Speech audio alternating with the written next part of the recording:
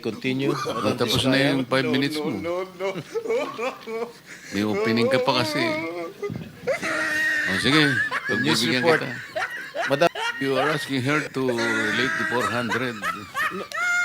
Pero mahirap naman yata. hindi. Ang mga projects for the bidding, sino nagbibigyan listahan sa'yo? We don't have a list. Naka 6 minutes ka na, erap. You tried it. Siya na yun, Panglimang tanong na. laban pa sa bidding yan. Panglimang Yes tanong po. na yan eh. Sabi mo kanina, last question. Hindi ba sumagot? Ayaw sumagot. Oh. Hindi, sigutin mo.